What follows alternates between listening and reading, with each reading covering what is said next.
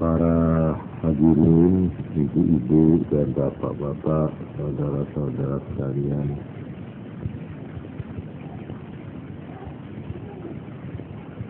dari majelis pengajian setiap malam Jumat yang kami hormati.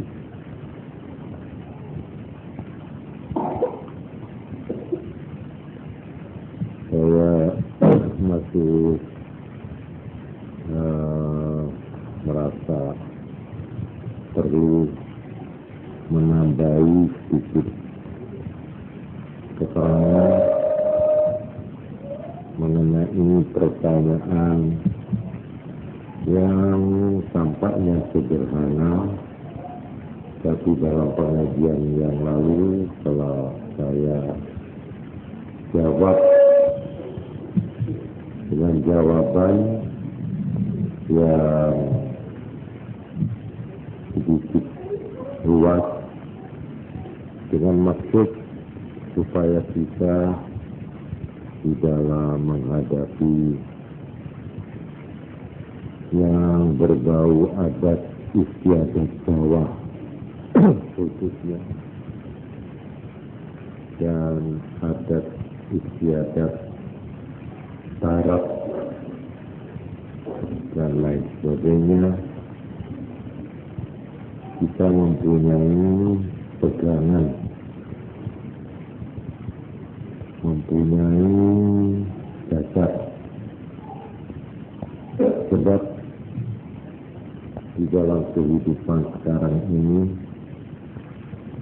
kita ini mau tidak mau berhadapan dan langsung atau tidak langsung terlibat dalam macam-macam adat istiadat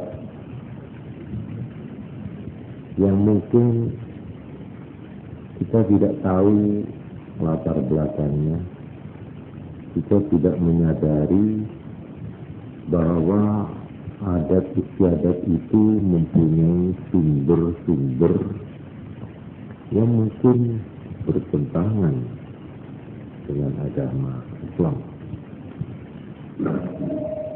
Jadi ini satu. Yang kedua, di dalam hal-hal adat istiadat, baik yang berasal dari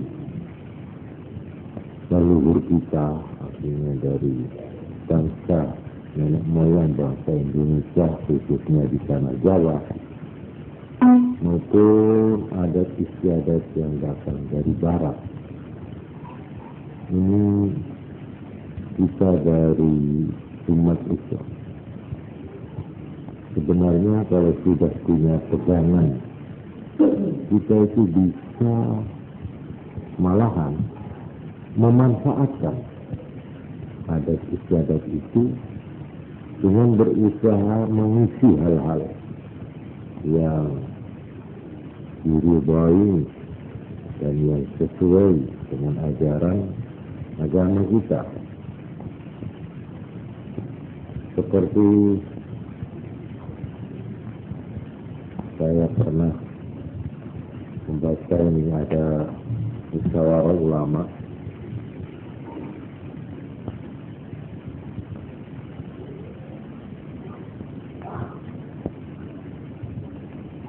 tentang yang namanya haul. Apakah keputusan Kongres kedua Jamiah Thariqah Mu'tabarah tentang peringatan wafat haul itu termasuk mengikuti sunnah Rasulullah dan Khulafair Rasyidin, apakah keputusan tersebut benar atau tidak?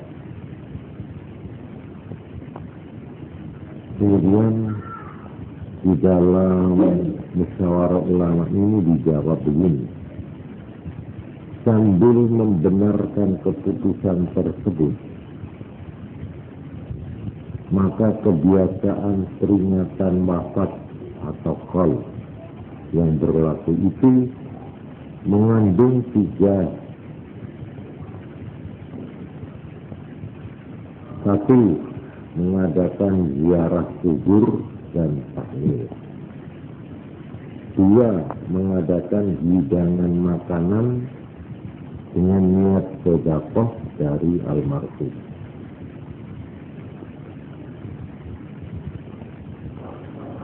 Kedua persoalan ini sudah jelas tidak terlarang.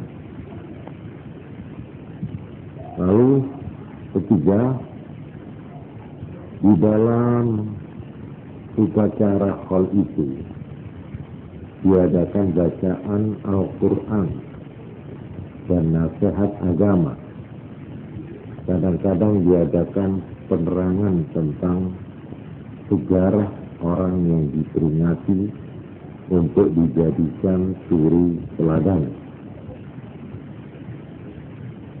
Ini contoh ya bagaimana memanfaatkan yang sudah menjadi adat istiadat. Juga mengenai yang ditanya tentang mutoni ya, 3 hari 7 hari 40 harinya 100 bacaan Quran kita isi dengan baca selawat, kita isi dengan zikir dan sebagainya. Itu bisa berubah nilai dan wajah daripada pertemuan keselamatan itu. Sebab di dalam hadis-hadis banyak diterangkan tentang yang namanya majelis zikir. Majelis zikir ada 3, ada 2 hadis yang saya ketahui. Yang pertama menerangkan apabila ada orang banyak, artinya banyak itu lebih dari 3 orang berkumpul membaca Quran. Ini kata-katanya di situ membaca Quran. Sedang hadis yang kedua, yadhkurunallah, berzikir, asal membaca zikir, bacaan-bacaan apa namanya, bacaan la ilaha illallah, la ilaha illallah, itu zikir. Yang biasanya disebut tahlil itu sebenarnya zikir. Tahlil itu membaca la ilaha illallah, itu tahlil. Kalau tasbih membaca subhanallah. Kalau tahmid membaca alhamdulillah. Kalau takbir membaca Allahu Akbar. Kalau hauqalah membaca la haula wala quwwata illa billah. Itu semua termasuk zikir. Jadi di dalam sebuah hadis yang lain tidak berkumpul orang-orang banyak yang berzikir. Yang tadi yang pertama baca Quran. Kecuali mereka akan diikuti oleh sakinah, oleh rasa tentram. Wa haffat bihim malaikat, dan malaikat duduk bersama-sama mereka, ikut hadir dan ikut berdoa. Ini hadisnya cukup terkenal. Ya, kalau nanti perlu bisa saya baca secara lengkap. Ini sering saya ucapkan, ya, saya terangkan, oleh karena memang zaman dulu, di zaman Mbah kita, Wali Songo itu beliau tidak mau mengadakan sikap a priori atau sikap yang bersifat kurang bersahabat, malah beliau itu mentolerir adat istiadat yang berlaku di tanah Jawa ini, ya, lalu diisi dengan hal-hal yang baik menurut agama. Jadi mereka itu, beliau mbak-mbak kita itu memang cocok dengan wataknya orang Indonesia, khususnya orang Jawa. Ini tidak mau konfrontasian itu tidak mau. Mereka itu ingin apa-apa itu dipertemukan, mana yang sama, mana yang kira-kira tidak mengganggu orang lain, tidak mengganggu perasaan orang lain. Sampai saya pernah membaca sebuah tulisan yang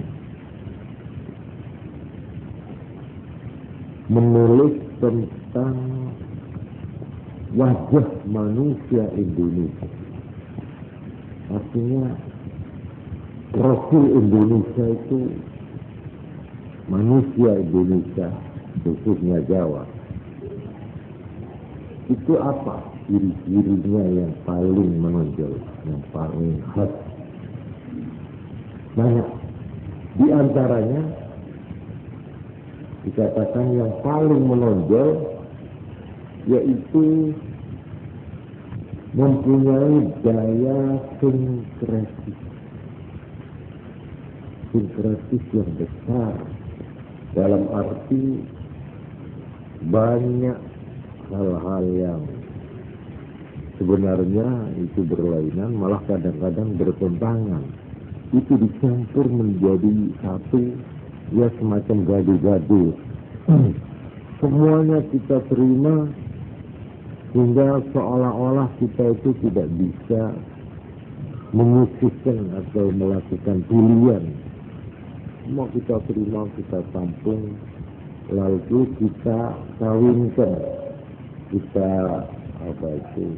baurkan, ya, kita campurkan. Nah ini memang kalau kita melihat, ini perlu kita pahami, ya. Perlunya itu supaya kita itu mengemukakan apa-apa itu supaya cukup realis dan cukup bijaksana. Jangan orang itu karena mempunyai pendirian lalu ingin memaksakan pendiriannya itu dengan tidak melihat kanan kiri, dengan tidak melihat masyarakatnya. Masyarakat Indonesia ini sebenarnya masyarakat yang penuh kompromi, penuh damai, penuh toleransi. Itu sejak mbah-mbah dulu. Ini diketahui persis oleh juru dakwah Islam yang pertama di tanah Jawa ini, seperti wali-wali Songo itu mengerti ini. Karena itu seperti ini, kesenian, kebudayaan, wayang, gamelan, dan lain-lain adat istiadat itu ditolerir, tidak ditentang, ditolerir. Tapi dalam pada itu lalu diisi dengan hal-hal yang berguna. Nah seperti selamatan, ini memang kita akui itu selamatan itu dari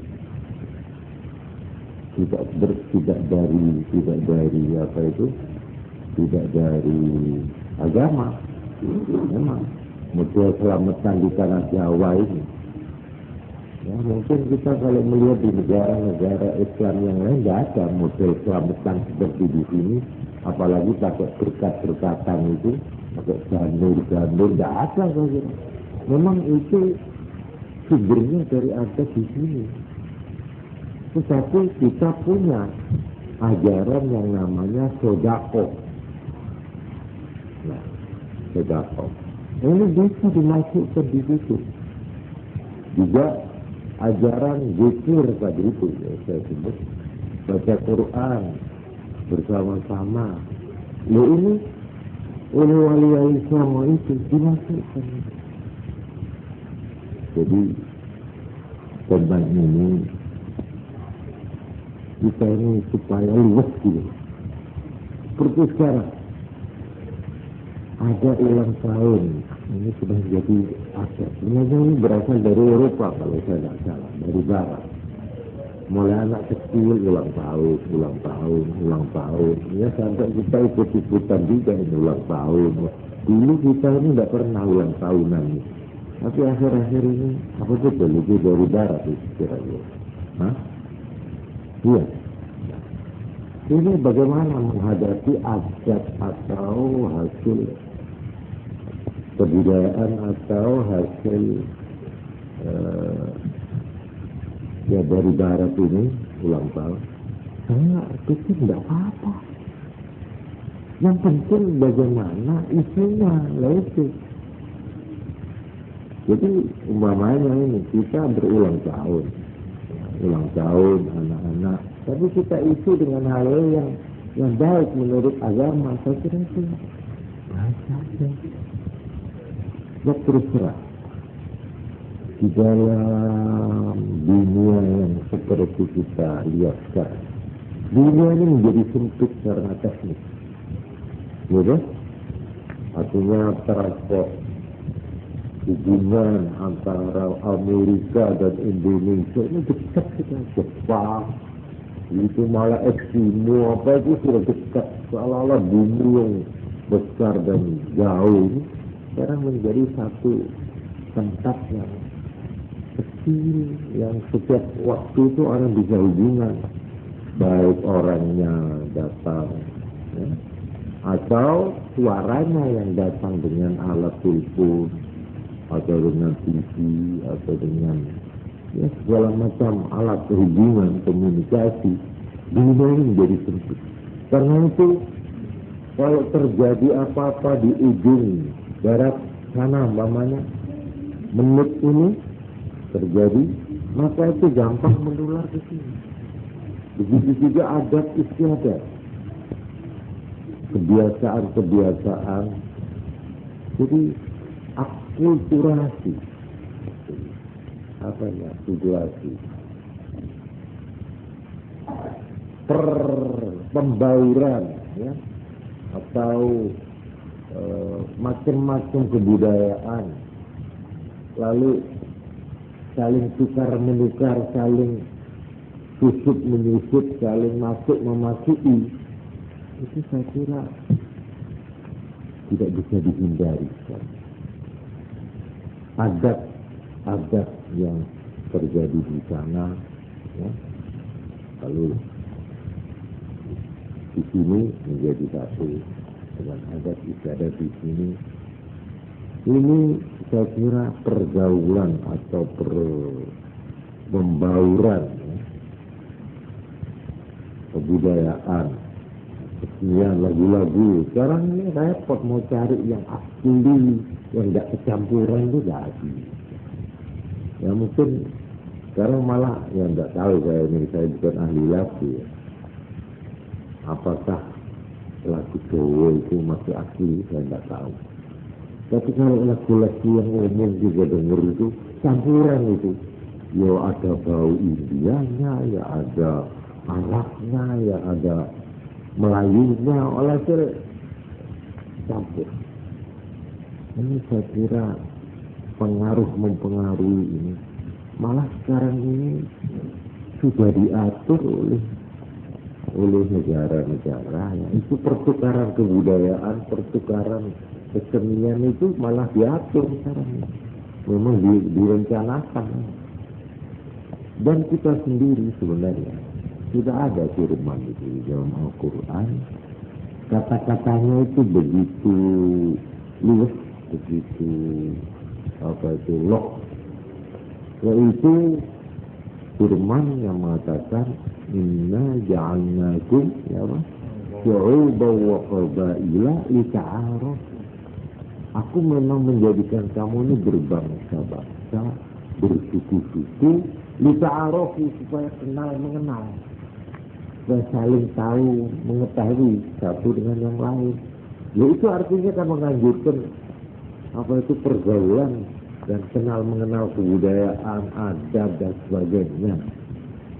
Jadi orang ini kalau mau mempertahankan kut saya mau non-Islam mutlak, tapi bagaimana hidup di dunia yang makin sempit karena kemajuan teknik. Tapi cuma kita diberi garis belajar yang dilarang yaitu mutlak soal akidah, soal kepercayaan. Nah, ini tidak boleh. Ini sudah jelas itu surat Al-Kafirun ya. Qul ya ayyuhal kafirun la a'budu ma ta'budun. Terus apa itu? Wala antum 'abiduna ma a'bud wala ana 'abidun ma 'abadtum wala antum 'abiduna ma a'bud lakum dinukum waliyadin. Jadi soal agama, soal kepercayaan ini ada garis, tidak bisa. Ini pendirian Islam karena ada itu tadi surat Al-Kafirun. Di dalam soal kepercayaan dan iman ini tidak ada kompromi. Memang dulu dicoba oleh orang Jahiliyah, orang Mekah itu, khususnya Nabi, supaya ada kompromi. Beginilah saya satu waktu pergi ke tempat masjidmu Muhammad, nah, nanti kamu juga pergi ke berhalaku, patung-patungku, gentenganmu, jadi dan rukun gitu katanya. Ini caranya mereka mau, karena mereka sudah putus asa, dihalang-halangi Islam lama. Akhirnya ditempuhlah jalan ini, kompromi ibadah. Nah ini menghadapi ini turun ayat itu, surat Al-Kafirun.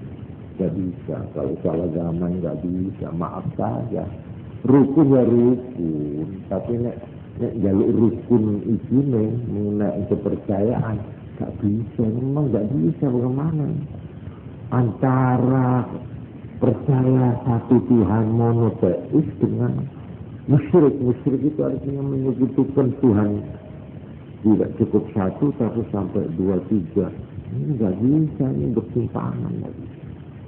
Walhasil di dalam soal agama saja, dalam arti kepercayaan nggak bisa. Tapi yang lain nggak apa-apa. Soal ilmu, soal kesenian, soal apa, ini bisa saja dengan kita melihat, ya, apakah ada hal-hal yang bertentangan secara prinsipil, itu kan.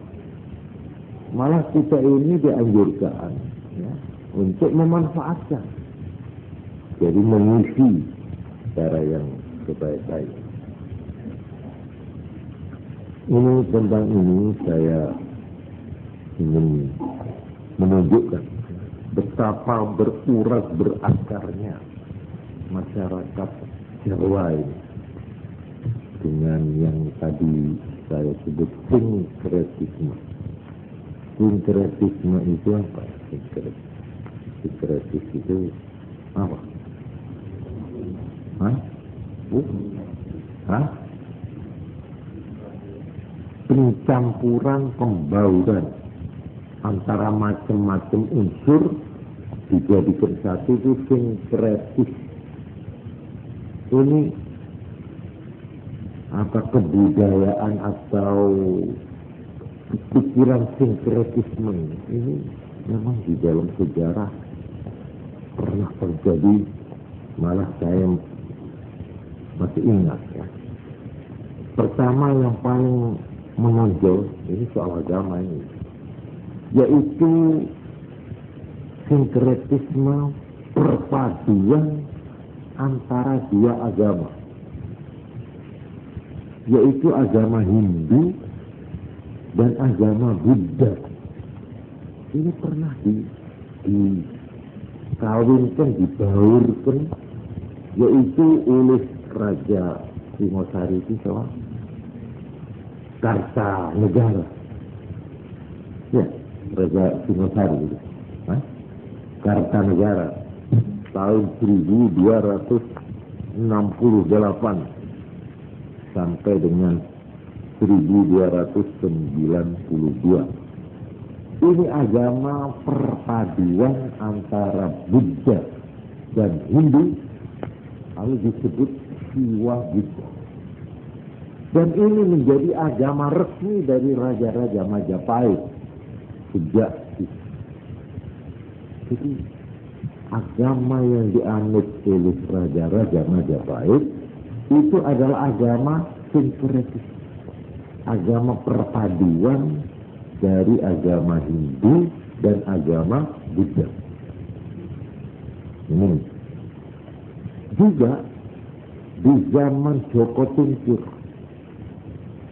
yaitu Sultan Hadiwijaya Pacar, itu juga ada semacam perpaduan lagi Siwa Buddha tadi itu, ya, yang sudah campuran, gitu, campuran Buddha dan Hindu.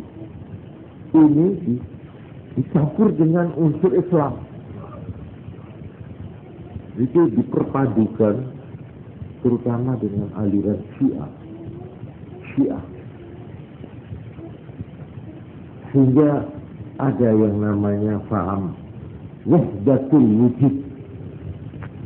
Itu ada faham wahdatul wujud dari Syiah yang akhirnya kita kenal sekarang dengan kata-kata manunggaling kaulo Gusti. Itu sebenarnya perpaduan itu, manunggaling kaulo Gusti. Nah, sekarang dijabarkan manunggaling abri dan rakyat. Itu sebenarnya ini pikiran itu ya tidak sama, tapi iramanya kan sama, itu namanya. Itu sebenarnya asalnya dari sini, manunggaling kaulo Gusti. Jadi Tuhan dan kaulo ini jadi satu. Ini ajaran, ya kalau kita tanya apakah ini ajaran Islam benar, membenarkan apa nanti ini soal lainnya. Tapi saya baru cerita sampai akhirnya kalau kita lihat gelar Raja-Raja Mataram itu diambil dari istilah-istilah Islam, seperti Taku Buwono. Taku itu taku juga. Taku, ya. Buwono itu apa? Ini bahasa agamanya, ya. Kutub, al-Qutbu, kutub. Itu Taku Buwono. Wali kutub, ya gitu. Wali kutub itu ya Taku Buwono. Malah ini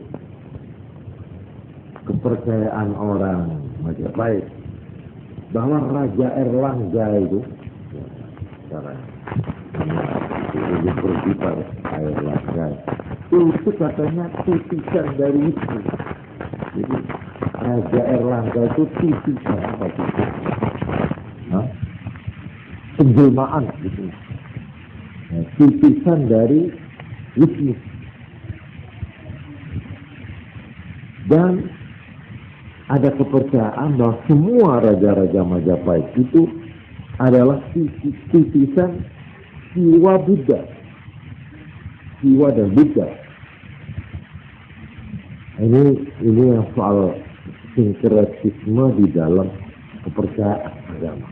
Ini saya kira ini bukan temannya saya menguraikan, ini cuma saya sekedar mencontohkan. Ada lagi perkawinan atau sinkretis yang dilakukan oleh Sultan Agung Mataram. Ini jiwa atau semangat mengawin-ngawinkan itu tadi sinkretisme. Sultan Agung Mataram ini membuat perpaduan yaitu hari dan bulan itu menurut Islam, hari dan bulan. Mulai sejak Sultan Mataram ini, maka kita mengenal salah, besar, ruah. Ya, kita itu bulan-bulan semua pakai nama Islam. Jumadil Akhir, Jumadil Ngawang, apa itu ya. Apalagi Rejab, Ruah, Poso itu semua bulan itu pakai nama Islam. Hari juga Islam. Rabu, Kamis, Jumat, Sabtu, itu semua Islam. Tapi tahunnya takut tahun Suko.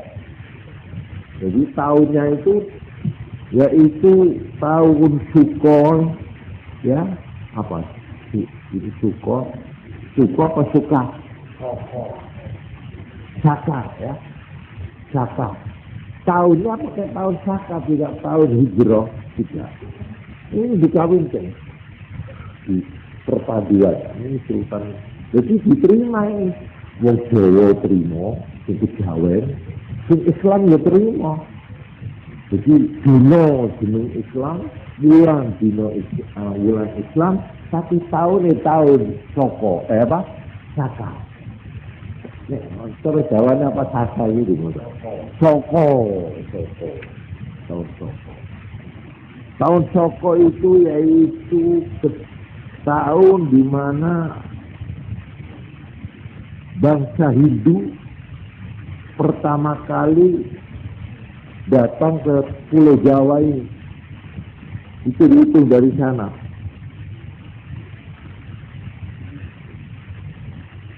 Yaitu menurut yang saya catat tahun 78 Masehi. Tahun 78 Masehi itu datangnya Hindu ke Pulau Jawa. Nah, perpaduan sinkretis yang dilakukan oleh Sultan Agung Mataram ini mulai tahun 1633. Sejak itu, jadi abad berapa itu? Abad 17. Sejak itu, wong Jawa itu nyebut dinane cara Arab. Dino Ahad, di Ahad, tahu itu. Ejaannya mungkin macam-macam, Ahad. Senang, Selasa, Rebu, Kamis, Jumat, itu. Siapa Sabtu? Itu. Tapi itu jelas nama Islam itu hari-hari itu. Juga bulan. Bulan itu pakai bulan Islam. Cuma tahunnya tidak pakai Hijrah. Nah, ini semacam apa ya teman? Semacam perpaduan.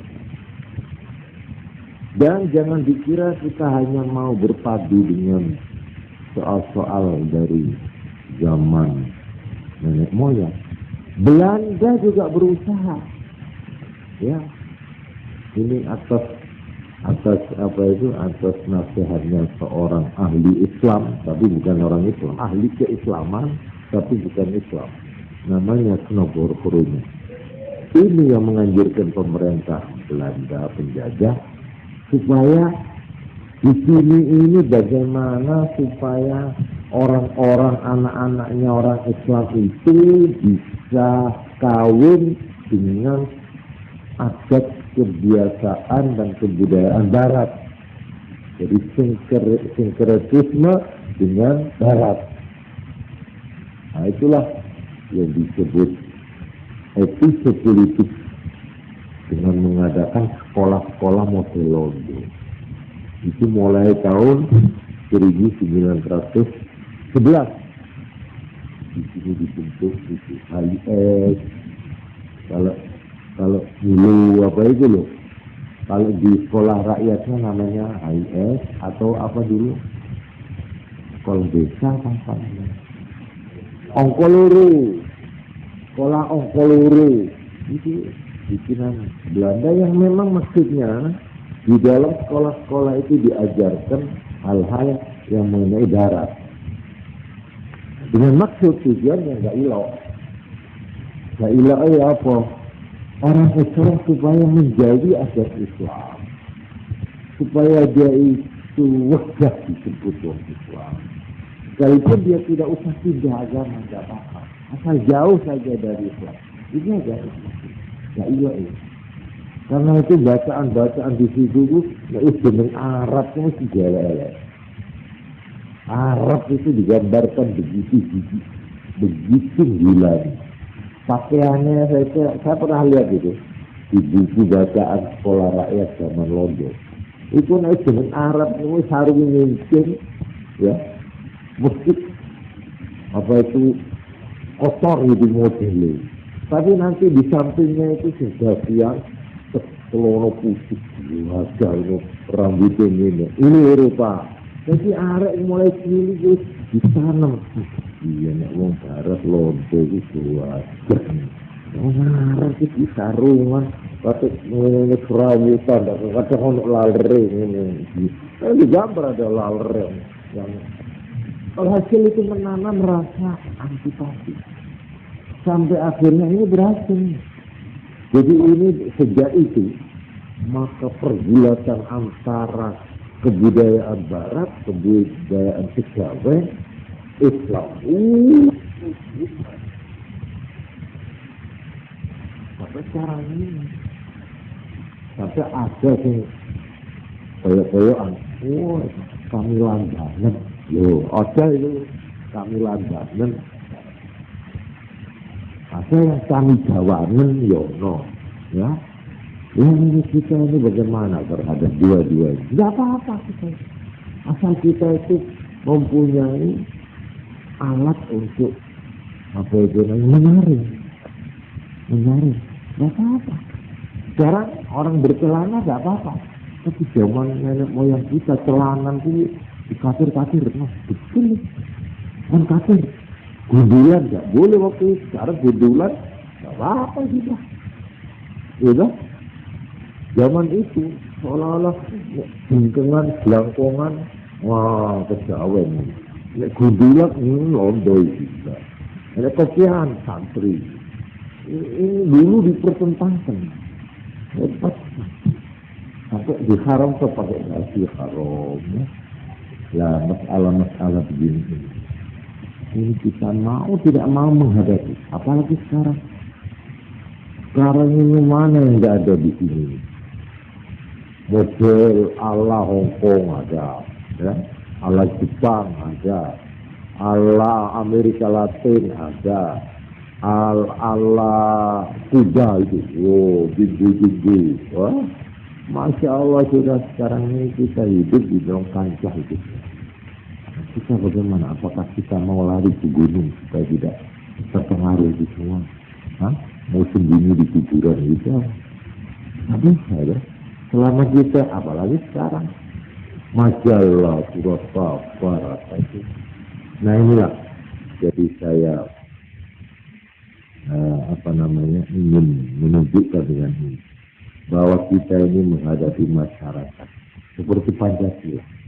Ini kalau kita ikuti apa aja, Pancasila itu sebenarnya semacam sensitisme juga, perpaduan dari segala unsur, segala ras, segala agama, bagaimana supaya hidup rukun kan gitu kan? Nah ini dan begini. Kalau kita cara garis, saya tidak mau. Kalau tidak, Islam 100% Quran, hadis, ulama, fikih. Kalau mau apa itu secara keras, kita harus toleransi, harus lapang dada. Karena itu di dalam menerima adat istiadat, soal pakaian, soal kebiasaan, selama tidak menyangkut soal apa? Ini bisa. Kalau ini nggak bisa, maaf. Kalau di dalam soal agama, ini sudah ada ayatnya yang gamblang itu. Kuliah iyal kafirin. Jadi oleh sebab itu, soal pertanyaan seperti selamatan, saya menjawab dengan tidak ragu. Mari kita manfaatkan. Orang selamatan itu, nah, dalam pada itu hal-hal yang dilarang agama kita hindari. Seperti namanya niyahah. Ini pokoknya yang dilarang itu niyahah. Niyahah itu apa? Ngersulong, gerindel, nelongso, ndak nerima, no mati. Ini niyahah. Tentang niyahah ini, saya kira kita ndak usah ragu, itu memang dilarang oleh agama. Nah, kita hindari itu. Memang kalau baru mati, ya itu mati. Pokoknya si newong itu saya kira sudah jauh, itu sudah terhibur itu. Pokoknya orang wedok atau orang suami sudah ditinggal sudah 1000 hari itu, saya kira itu sudah tidak ada kok. Apa itu perasaan susah, terharu. Ya itu kita hibur dengan cara-cara yang baik. Jadi saya kira di dalam menghadapi ini kita manfaatkan untuk hal-hal yang diridhoi oleh agama. Nah ini saya kira sudah selesai jawaban saya. Jadi insya Allah sudah ada sisanya lagi. Pertanyaan itu saya anggap itu penting untuk dijelaskan duduknya di ini. Begini. Kita ini sebagai orang Jawa, sebagai orang Indonesia, sebagai orang ini kita itu di dalam agama ada kaidah. Al-'adatu muhkam. Adat itu diperkokoh. Al-'adatu muhkam. Adat itu diperkokoh. Malam yukhalif nafsan syarihah. Selagi tidak berlawanan dengan nas yang syarih. Hanya ayat-ayat atau hadis yang cetok gamblang. Asal tidak berintangan, tidak. Adat istiadat. Al-'adatu muhkam. Dan dia sama saja dengan keterangan saya tentang bid'ah itu. Tidak akan saya ulangi. Bid'ah itu dibagi menjadi beberapa itu. Tidak lalu secara mutlak kalau bid'ah itu mesti haram, mesti dolalah. Tidak. Bisa bid'ah itu hal-hal yang tidak terdapat di zaman Nabi. Kan gitu ya. Asal tidak bertentangan dengan Quran, hadis, kita bisa terima.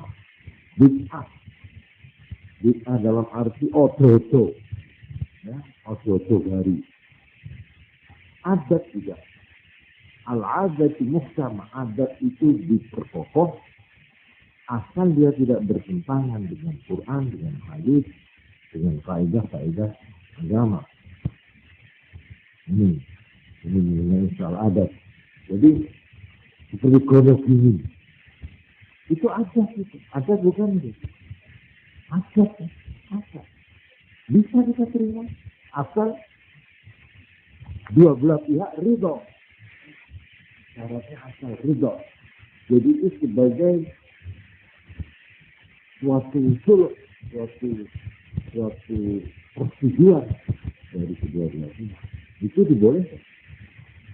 Memang kalau sama mencari gono gini itu apa ada di Quran? Tidak ada. Di hadis tidak ada. Tapi gono gini sebagai suatu adat, ya, di mana di situ antara dua belah pihak ada persetujuan, boleh Anda itu kaidah di dalam agama. Jadi gono gini sebagai suatu bentuk persetujuan kedua belah pihak. Itu dibenarkan.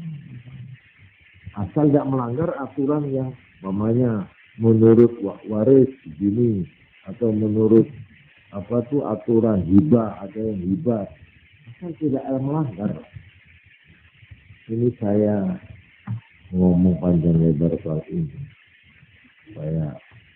Kita sebagai generasi baru ini jangan kita itu menerima mentah-mentah semua adat istiadat yang berasal dari sumber lain Islam, tapi juga jangan kita itu menolak mentah-mentah karena dia bukan berasal dari Islam. Ya. Ini sama saja kebiasaan duduk. Saya ingin tanya, duduk secara Islam itu apa ada? Duduk secara Islam. Repot jawab itu. Duduk secara Jawa ada enggak? Duduk menurut wong Jawa. Duduk diminta mertua, ada enggak caranya? Kesopanan duduk menurut wong Jawa, ada apa enggak? Ada. Ya ini maaf ya. Kalau orang Arab itu malah kalau duduk menurut saya biasa begini. Iya toh? Apa itu disebut duduk Islam? Bukan ya. Apa gitu ini? Mana ini? Duduk apa? Hah? Kalau duduk begini lah, kalau duduk tasyahud ada di Islam begini. Itu tahiyat ini ya. Jadi soal duduk itu bagaimana? Ada lagi duduk di kursi terus ditumpangi gini. Ini cara apa ini? Barat itu. Ya asal tidak ngarep lagi, tidak apa-apa. Tapi kalau ini orang tua gini, wah ini cara Jawa. Ya seperti harus tidak gitu. Nah, itu hal-hal begitu itu kita tuh tidak soal begitu itu ya. Silo begini ini apa ya? Silo begini, duduk jorok. Ini samusi gitu ya. Iya. Seperti itu patung apa itu ya? Itu ada caranya. Ini soal-soal begini jangan terlalu dibesar-besarkan. Ya, jangan terlalu besar. Nah kalau kita tuh mau apa itu strong gitu, wah keren. Ya. Oleh karena itu marilah semua itu terutama dalam arti ya menghindarkan ya mentolerir dalam arti berbuat apa itu bijaksana, tapi juga harus ada apa itu saringannya ya, mana yang bertentangan, mana yang dibolehkan dan tidak dibolehkan. Nah ini saya kira cukup dan saya bisa malam dan insya Allah mudah-mudahan besok yang akan datang mudah-mudahan tidak ada pertanyaan ya, jadi saya bisa meneruskan pelajaran yang tertunda selama ini yaitu tentang soal-soal apa itu sudah kelanjutan hidup ini bagaimana ya. Dan saja kurang lebihnya saya mohon maaf. Assalamualaikum warahmatullahi wabarakatuh.